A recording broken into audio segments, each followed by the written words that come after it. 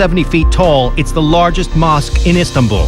It has one of the biggest unsupported domes in the world. Amazingly, a building of this size could never have been built without the engineering feat found right beneath Sinan's childhood home. It's a triple arch system. This system builds on the same idea as the simple Roman arch. The weight from above is distributed throughout the sides. So with 3 arches sharing a central axis, the load-bearing capacity triples as well. It's a simple but ingenious way to make the most of a single column. But why was the triple arch used here in the first place?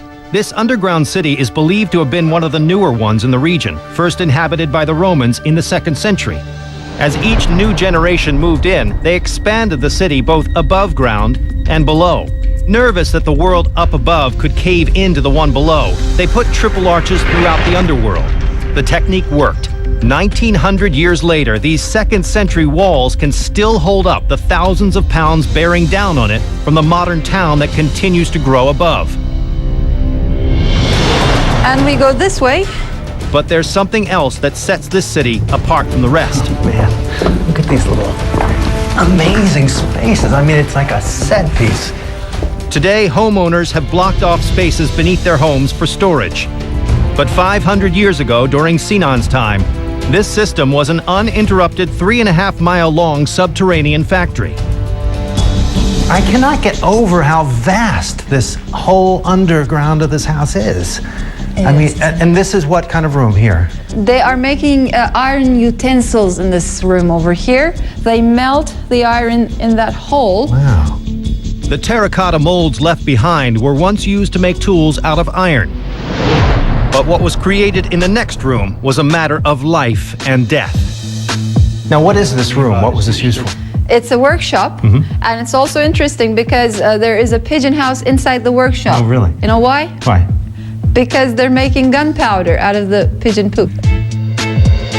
Many ancient civilizations considered pigeon droppings a precious commodity. Cappadocians had known for centuries that this bird excrement was high in nitrates, and they often used it as fertilizer. But after the invention of firearms, they realized this highly explosive substance was perfect for making homemade gunpowder. And over 500 years later, I was standing in the middle of a subterranean weapons factory. So Sinan lived above this, a whole working complex down Whole there. working complex. They believe living here and not being an architect is not possible. This is a perfect laboratory This was a for a perfect great architect Yeah. to be raised among. Yeah, yeah. Amazing. This perfect laboratory for Mimar Sinan is an invaluable time capsule today. And few people know that everything from the beginning of ancient factories to arches that inspired the world are all right here, buried 20 feet beneath this village in Cappadocia. This latest discovery buried beneath Cappadocia is unlike any other. It's located in the town of Gaziamir on the western edge of the region. The locals always believed they lived on top of another world, but they had nothing to prove it. So the government gave them 3 weeks to start digging and see what they could find. A group of villagers got together, and no sooner had they broken ground than they uncovered a time capsule dating back 7 centuries to the dangerous days of the Silk Road.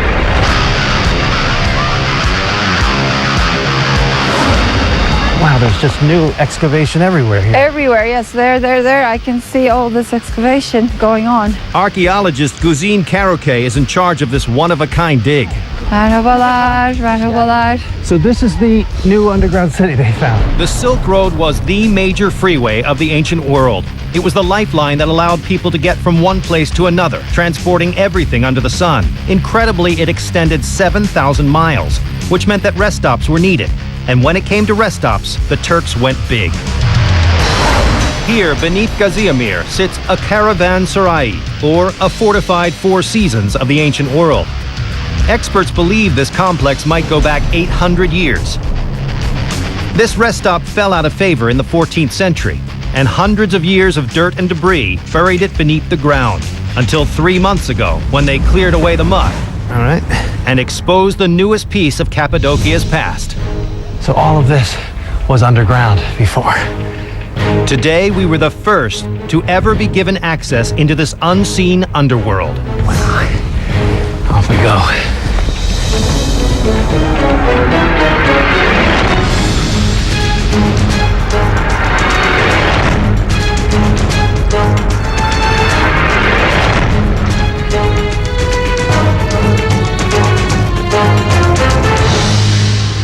Oh my God, it's a whole world in here. Isn't this beautiful? I'm so surprised to see a place like this. It's gigantic. But what was such a massive caravanserai doing beneath Gaziamir? This village sat strategically on the busy 7,000-mile Silk Road. Caravanserais like this one were built every 18 to 25 miles, the distance a camel could cover in a day's travel. It's hard to tell today, but 800 years ago, this would have been an impressive sight. Travelers from all over the world would have entered through a massive guarded gate. Security was always a major concern. Once inside, there were stables for their animals, storage room for their goods, sleeping quarters, baths, wineries, a central room where food was served, and areas for doing business. In essence, it was a city of its own. Caravanserais like this one cover 50,000 square feet, more than an acre. Without these caravanserais, long-distance trading would have been virtually impossible. Fountains, baths, and wineries where guests could unwind after a long day of travel made it well worth the hefty price guests paid to stay here. What is this here? That's the cork. So this kept the wine safe. Yeah, that's the cork. Oh, beautiful. But the luxurious life the innkeepers provided their guests was only a temporary escape from the outside world. In fact, in the 13th century, this entire region was sketchy. This 4-star hotel was smack dab in the middle of a war zone. Most of the local villagers took refuge in the underground cities I had already seen. Travelers on the Silk Road needed security too.